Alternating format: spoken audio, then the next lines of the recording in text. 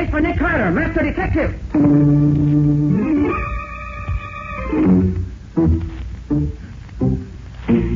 Yes, it's the case of the make-believe robbery. Another case for that most famous of all manhunters. The detective whose ability at solving crime is unequaled in the history of detective fiction. Nick Carter, master detective.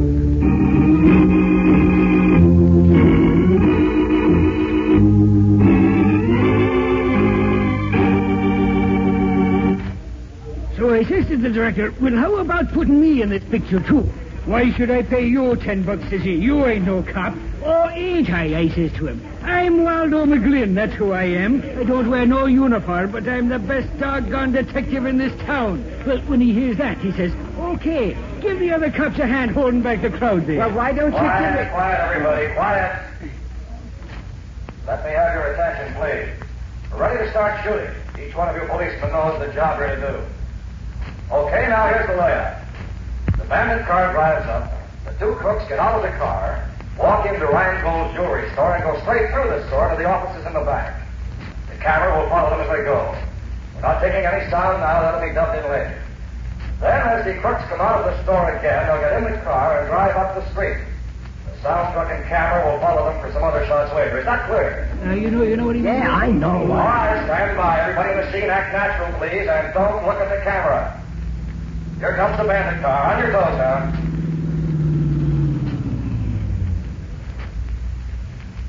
All right, you two crooks, look around. Now walk into the store. Don't hurry. Now, straight down the main aisle to the rear. That's it. Now go into the office. You know what to do there. All right, now stand back. Don't shove. Take it easy, will you? Gee, McGlynn, this is exciting, being part of a real moving picture. Oh, I don't know. It's all right if you ain't never done it before. Have you ever been in a picture before? Have I been in a picture? That's what I said, have you? You know, this ain't a bad way to make $10, just standing around watching some other guys work. I bet you've never been in a picture. Hey, those were pistol shots. Come on. Hold it, you dope. Those were part of the moving picture, remember? Oh, yeah. I just wanted to find out what you'd do if... Who are you, kid? Look, when I was out in Hollywood, I used to be the top... The two bandits are coming back now. All right, you two, now just take it easy. Nobody's going to stop you. That's it. Now get into your car and drive off down the street. We'll follow you for the other scenes. Now get going. We'll be right behind you. You policemen hold back the crowd until we get well down the street, and then you can let them go. You'll get your checks at headquarters tonight. Thanks, and so long. Well, that's that. Yeah, I sure wish I could make $10.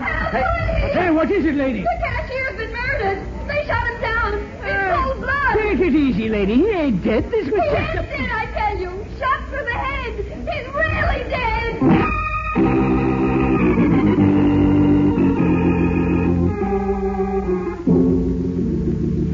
Mr. Carter, you gotta do something. I'm ruined. That's why I'm here, Mr. Reingold.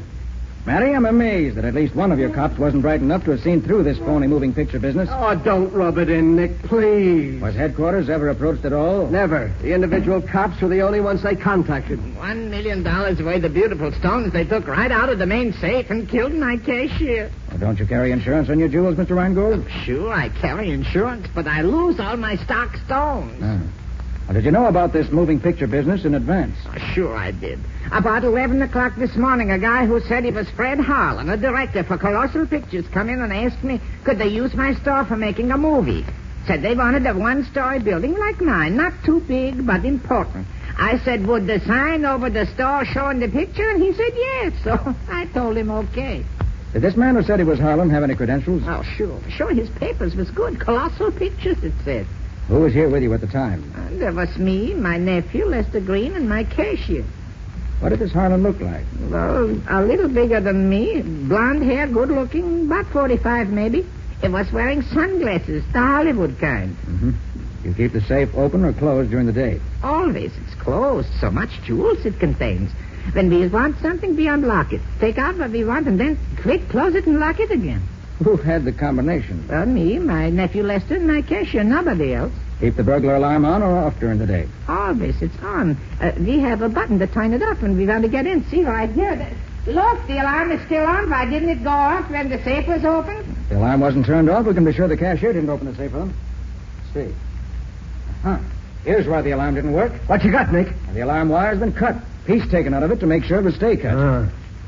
Hey, Nick, since the safe wasn't forced open and the cashier didn't open it, that means the crooks had the combination. Mr. Reingold, you say only the three of you knew the combination? Yeah, that's right. And one of you three helped in this robbery. And the cashier's dead, which lets him out, I should say. Well, then you think me or Lester we should rob ourselves? It's been done before.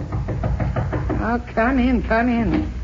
I got here as quick as I could, Mr. Reingold. Who are you? Well, I'm Mickey Armbruster, the store detective. What were you doing while they pulled off this fast job? Well, I'm off on Mondays, Sergeant. I work Sundays as watchman, and Lester takes over for me on Mondays. Mr. Reingold called me, so I came right down to see if there was anything I could do. I don't think so, thanks. By the way, where is Lester? Since the robbery, I ain't seen him to no good. Well, let me know when he comes back, will you? I'd like to talk to him. Oh, sure, right away, I'll tell you. Waldo, was the sound truck a colossal truck? Well, no, Nick. I noticed it came from the Kramer Sound Equipment Company. Why? That's strange. Should think that if Colossal was doing the job, they'd furnish their own truck. Colossal had nothing to do with it, Nick. We checked. That part was as phony as the rest of it. Maybe there ain't no Fred Harlan either, Nick. That's the odd thing about this, Waldo. There is a Fred Harlan. Huh? Well, there was, years ago. He used to be top director in the Colossal lot. Maybe this wasn't that Harlan, Nick. That thought occurred to me, too, Matty. Well, we've done all we can here. You said there were no fingerprints? My men couldn't find one anywhere. Oh, it was a slick job. And let's go. See you later, Mr. Reingold. Yeah, sure. Matty, I suggest you have some of your men check up on this Reingold and this nephew of his, Lester Green. Yeah? Also, check the Kramer Sound Equipment people and see if they can help us. Waldo and I are going to drop in on Scubby and see what he can dig up for us and Fred Harlan. Right, Nick. Be seeing you.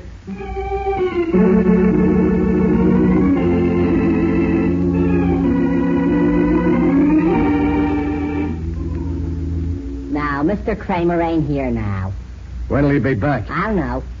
Look, have you seen a fellow with blonde, wavy hair around here in the last couple of days? Blonde wavy hair? Yeah. Wish my hair was wavy. I tried my sister's hair crown stuff, but it didn't do no good. Did you see that guy around? Maybe I should have wore a hairnet like she does. Look, dimwit, can you answer me a plain, simple question? Sure, well, go ahead. Ask me a question. Ask me a question. Look, has a guy with blonde, wavy hair been around here lately? The fellow directed the movie this noon had wavy hair. That's the one I mean. Have you seen him? Yeah, he was directing the crooks. And they shot off guns, and a woman came rushing out and yelled, "Murder!" But she didn't fool me. I'm too smart. Yeah, I'll see you. She said somebody had been killed, but I knew better. A man was killed. That's why I'm... Fooled you, huh? Well, maybe you've never been to the movies. They shoot a guy, and blood runs all down his face, and he falls down. That's only ketchup. I read about it in the book. Why, you dumb half-witted dope. You ought to be... What are you doing here, Lonnie? Oh, I was just hanging around. Well, why don't you go home? I told you not to hang around the office. I won't. Hey, you Ted Kramer? Yes, here I am. What can I do for you? I'm Matheson, homicide. Oh. You seen a man with blonde, wavy hair around here recently? Well, you must mean Fred Harlan, the movie director. Yeah, that's the one. Yeah, sure. He was in here yesterday. Hired my sound truck. He tell you anything about himself? Well, he said he was an old-time director. Showed me his credentials. Said Yeah? he was doing a job for Colossal, but they weren't furnishing the truck because the job was too small. He had to furnish the cameraman, too. Know who he was? Yeah, he's a friend of mine. I recommended him, and Harlan hired him. Darn good man, too. Does a lot of picture work. What does this Harlan look like? Oh, about 5'10", good-looking. Man of about 45, I'd say. Wore big Hollywood sunglasses. But it was raining yesterday. Yeah, I know. But you know these Hollywood nuts. All right. Did he tell you anything about the job he was going to do? Yeah, he did. He was all excited about it. Said he was just shooting a few scenes, but it would give him a chance to show that he was still a good director. Mhm. He's trying to make a comeback, he said. Your truck's not back yet, huh? No. He said he'd probably keep it all day. Well, okay. Thanks. See you later.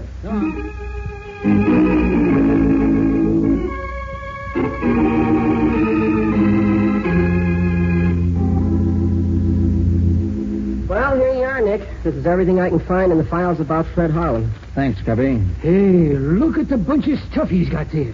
That Harlan must have been quite a guy. Well, he sure was. Here, Waldo, you take these clippings. Okay. Scubby, you take these. Yep. I'll go through these others. Okay. Oh, here's a picture of the guy, Nick. Oh, let me see. That's the guy, Nick. That's the lad who directed the movie this morning. Sure as you're a foot high. Yes? The date of this. Taken 15 years ago. No change in his looks in 15 years? I wish I could do that. Nobody can do that, Scubby. That's what interests me. Yeah, Nick, he had his horoscope told, too. Oh, anything for publicity, Walter. Yeah, I see. And here's an article about him and his fingerprints, too. He didn't miss a trick. Let me have that, Waldo. Yeah, sure. Oh, here are the last ones, Nick. Reports of his accident and the follow-up stories.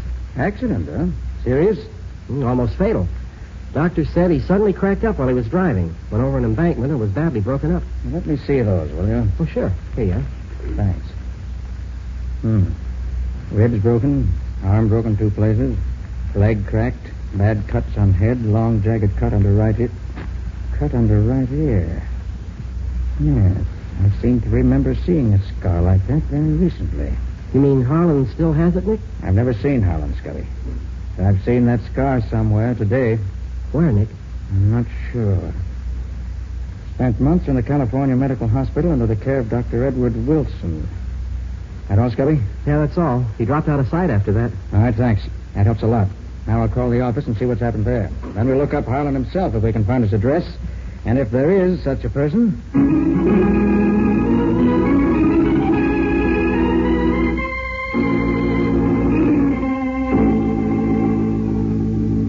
Hello, Sergeant. Anything new? Not much, Patsy. The boys are... Oh, one moment, Sergeant. Nick Carter's office, Patsy Bowen speaking. Patsy, Nick. Have you heard anything from Matty yet? Oh, he's right here. You want to talk to him? Yes, put him on. Nick wants to talk to you, Sergeant. Oh, thanks, Patsy. Hello, Nick. Matty, anything new? The boys just found the sedan the crooks used about 6 miles out of town near the river. The sound truck is in the river. They're hauling out soon as the crane gets there. Any reports on Rheingold or Lester Green yet? Yeah, we've been working fast. Nothing much on Rheingold except that he had his stuff completely insured, so he won't lose a nickel. But this nephew of his, this Lester, seems to have been quite a lad in days past. That's so. Yeah. Has a long record with the Hollywood police. Oh, nothing serious, just some studio brawls and several arrests for reckless driving. Lost his job at the studio because he was so wild. You mean he worked in a studio? Yeah, he was a bit actor for a while. Then he'd know the movie technique, wouldn't he? What? My golly, Nick. He sure would. Has he turned up yet? No, he hasn't. But we got the boys watching for him. Good. Going out to have a look at the truck when they get it out of the river? I'm on my way there now, yeah. Now take Patsy with you, will you? Why, sure. What do you want her to do? Put her on. I'll tell her. Okay. Here, Patsy, Nick wants you. Thanks. Yes, Nick? Patsy, listen. I want you to go with Matty. Get the license number of the crook's car so we can trace it. Uh-huh. Get copies of any fingerprints Matty finds and any other dope you can get. Bring them back to the office. All right, Nick. Call Dr. Wilson at... Carter here. I want to see Carter. Hold it, Nick. I'm sorry, but Mr. Carter's not in just now. Who are you, please? I'm Lester Green. Lester Green. Just the boy I want to see. Well, who are you? Sergeant Matheson, Homicide Bureau. Oh, so you're the guy. What the devil do you mean by telegraphing Hollywood, checking up on me? We wanted to find out what kind of a guy you are. And we did. Oh, so I get into a couple of jams out there. What's that to you? Plenty. Right now? Well, I was just a kid when I was in Hollywood 6 years ago. I'm different now. Says you. You got into jams out there. Now you're in a jam here. Who says I'm in a jam? I do. You want a poke in the nose? Just one little poke, mister, and you'll find yourself behind bars. Okay, Nick, I'll take care of everything. Bye. Now then, what do you know about the robbery of your uncle's store? The store? Yeah. Rob? Yeah. When? Oh, I suppose you don't know nothing about it. Well, no, I don't. Huh? Well, then you won't mind answering a few questions for me, will you? Oh, gosh, no. Well, that's better. Now, I got to go out to have a look at that truck, so suppose you come along with me. On the way, you can tell me everything you've done since you got up this morning.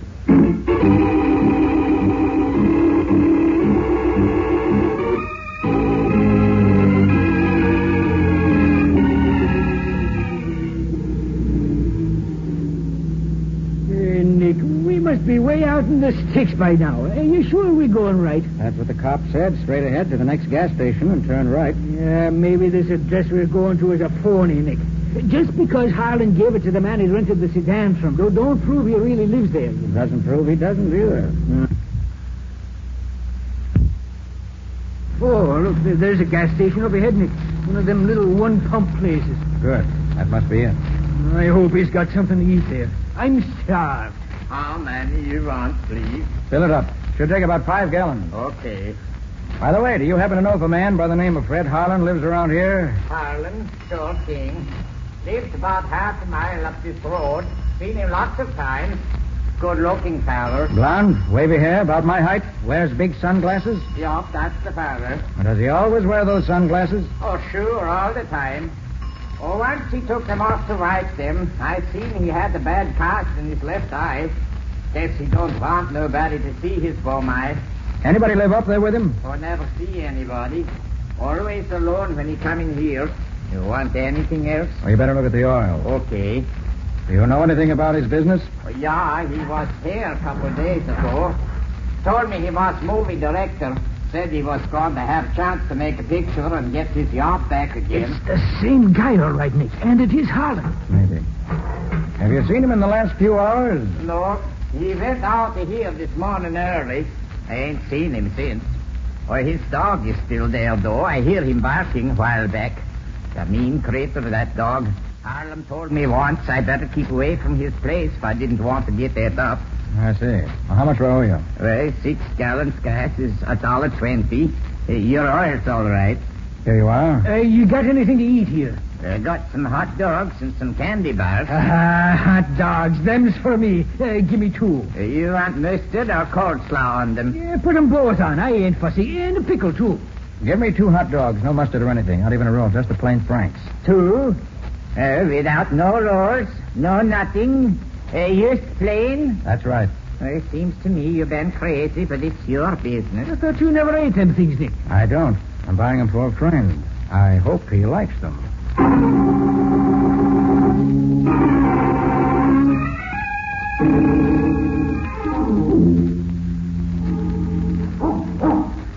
Hey, Nick, it's almost dark here under these trees. Yes. Isn't a very attractive place Harlan lives in. That must be the dog you told us about. Yeah, the dog. I hope he don't decide to take a bite out of my leg. Well, if my plan goes right, Walter, this dog won't take a bite out of either of us. Now, let's see if Harlan is home.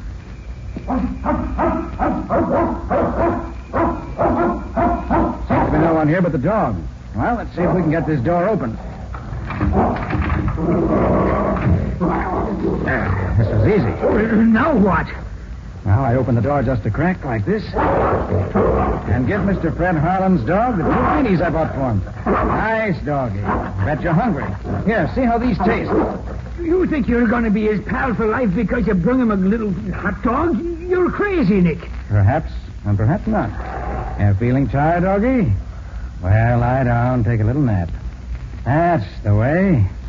Now close your eyes. Hey, what are you doing, Nick? Hypnotizing him? There, now we can open the door all the way and walk in. Well, holy mackerel. That hound is dead to the world. What did you do to him, Nick? Just fed him the 2 hot dogs you bought at the gas station, that's all. You mean them 2 weenies did that to him? Those 2 weenies, Waldo, had a couple of knockout drops in them. Well, I'll be a monkey's uncle. Now, let's see what we can find here. Well, this room hasn't been used recently. Try the next one. No, this one ain't either. Dust is thicker than the rug. What's this, the kitchen? Yeah. And you used this room, all right. What a mess. If you start hunting for clues in this place, you got yourself an all-night job. And I can't spend that much time on it. Well, let's have a look upstairs. Yeah. You know, the guy at the gas station said he never spent much time here. Well, maybe he just lived in one room in the kitchen.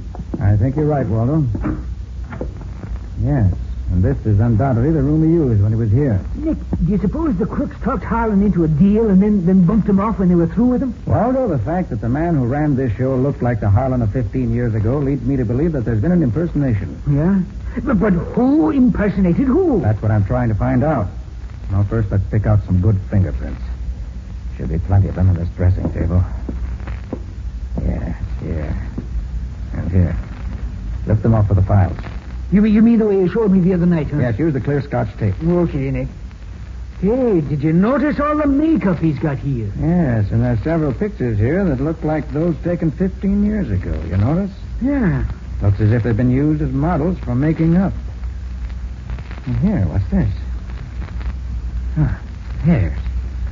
Blonde, wavy hair. Hey, that's what we're looking for, ain't it? Yes. Uh-huh. Now we're getting somewhere.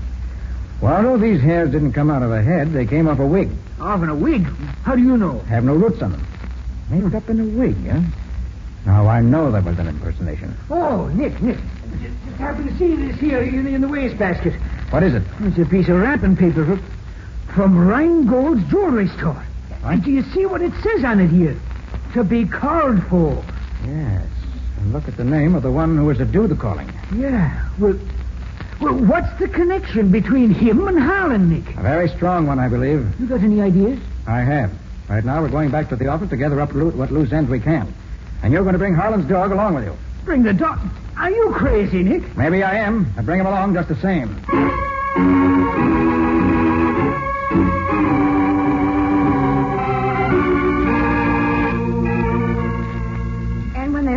truck up out of the river, they found this megaphone in it. And it has fingerprints on it. You mean the water didn't wash them off? Water doesn't hurt prints, Waldo. Patsy, did you get a picture of them? Uh-huh. Sergeant Matheson gave me one. Here. Now, where did I put that news picture? Ah, yes, here it is. Now, let's see. Ah. The prints on the megaphone matched the picture of Harlan's prints exactly. Then by golly, Nick, it was the original Harlan who did the job. Is that good or bad, Nick? Anything that helps solve the case is good, Patsy. And if Harlan himself did it, it's certainly one step nearer the end. Nick Carter's office, Patsy Bowen speaking. Oh, yes, just a moment, please. I'll put Mr. Carter on. And Nick, it's Dr. Wilson of the California Hospital. He's the one who treated Harlan after his accident. Oh, yes. Hello, Dr. Wilson. Yes. Uh-huh. I see. Wouldn't have recognized him, huh? Yes, of course. Well, Doctor, do you know where he went after he left the hospital? Oh, he did? I see. Well, thanks very much, Doctor, for taking the time to call me like this. I really appreciate it. Goodbye. Well, Nick? Just as we suspected. When Harlan left the hospital, it would have been difficult for even his old friends to have recognized him. He was badly cut about the head and had lost over 50 pounds. Dr. Wilson said he was in pretty bad shape. And he came back here to live. Nick, I'm getting all balled up here. If Harlan actually is Harlan, he couldn't look the way he did 15 years ago before the accident, but if he does look the way he did then, it can't really be Harlan, which it is. Oh, boy, you are tangled up, aren't you? Patsy, call Matty and tell him to meet us at Randgold's store. Waldo, how's the dog? You're still sleeping, Glory be. He's a mean son of a gun, that one. Okay, put him under your arm and let's go. Put him under your arm and let's go. It's all I can do to lift a brute off the floor. No, don't gripe, Waldo. Just be glad it isn't a Great Dane. A Great... Oh, nuts. Come on, you.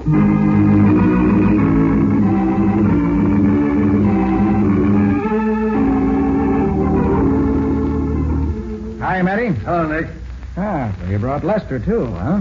Excellent. Yep, I thought we might as well all be here for the fireworks. So, Mr. Carter, you got news for us, yes? I have, Mr. Randgold. I have news, the solution of the case, and the name of the murderer. You hear that, Mickey? That's the kind of a detective you should be. The way you should catch more people stealing in my store, maybe. Well, how'd you do it, Mr. Carter? I don't mind learning something when I can. I studied the facts and found out more facts. I discovered that this robbery today was the result of years, probably, of careful planning, of leading a double life, of the killer being himself half the time and somebody else the rest. I learned that a man was so badly broken down through a nervous collapse in an automobile wreck that his own friends wouldn't have known him. And he traded on that fact, got himself a job of trust and confidence. In fact, he became an employee of a jewelry store. He was a store detective. Well, what do you know about Carter? Are you insinuating that? I'm insinuating nothing. I'm giving facts. You got yourself this job here, watched and schemed and planned, and when you were ready, pulled this phony movie setup and robbed the safe. Well, that's hard to believe, Nick. Have you got proof? Waldo, let the dog in. Okay, Nick. I'm glad I had to do it. Hey, what's all this, Nick? Why the dog act? That dog belongs to Harlan. He also belongs to Mickey, as you can see by the way he greets him. For a while, I thought somebody impersonating Harlan had done this robbery, but I finally realized that the man who impersonated Harlan was Harlan himself, now known as Mickey Armbruster. Well, man, mixed up. You got more proof than a dog, Mr. Carter? I have. When Matty takes Mickey's fingerprints, he'll find that they match these prints of Harlan's I found in a newspaper. And they'll match the prints found on the megaphone the phony movie director used. And you'll find Mickey knew the combination of the safe also. It took time to get it, but he was in no hurry. When he was here in the store Sunday watching, he cut the burglar alarm wires as a safety precaution. And he wore the dark glasses while he was playing Harlan to conceal the cast in his eye, which, as Mickey, is so plainly evident. Well, Mickey, am I right? Yes, Carter, you're right. I thought my plan was foolproof, that by impersonating myself as I looked 15 years ago, I'd throw you all off the track. My jewels, Mickey, you bum, they're my jewels. Why, you'll never see them. My pals will take care of me when the time comes. Who'll work with you, Mickey? You don't really expect me to tell you that, do you? They're friends of mine. I'm going to need friends before this is over. You don't have to tell us who they are, Mickey. We'll find them without your help. As a movie director, you should know better than to take moving pictures of your pals and then not destroy the film. That's the best evidence in the world. The camera was on the soundtrack when we drove it into the river. It was, but it just happens that the camera was watertight and the film is still good. It's being developed right now. And when we get a look at it, we'll be able to pick up your pals and recover all of Randgold's jewelry.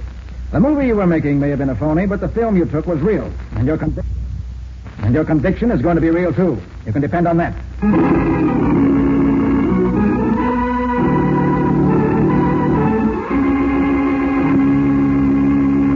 Well, Nick, before you give us a peek into your story for next week, I want to talk for a moment to the young men of America. You know, it is no longer true, if it ever was, that men join the Army only if they can't get jobs anywhere else, or if they're not fitted for some other job, or if they're too lazy to look for one.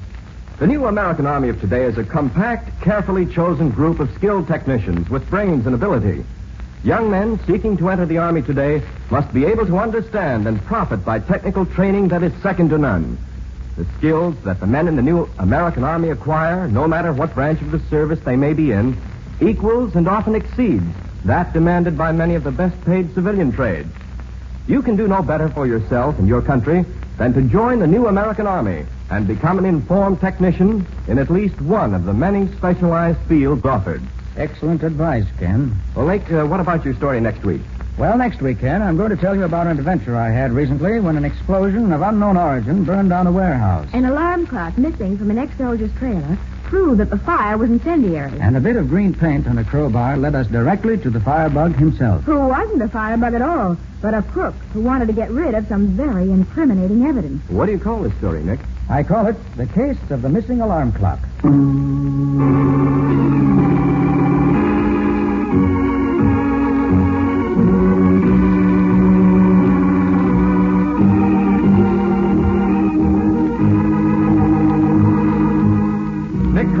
Master Detective, which is produced and directed by Jock McGregor, is copyrighted by Street and Smith Publications, Incorporated.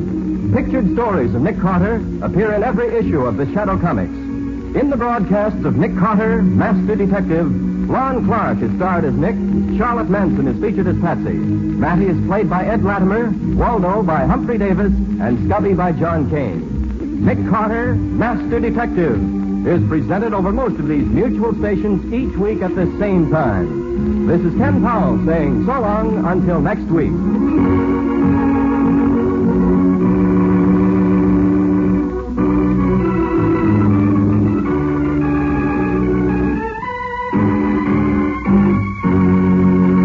This program was heard in Canada through the facilities of the Canadian Broadcasting Corporation. This is the Mutual Broadcasting System.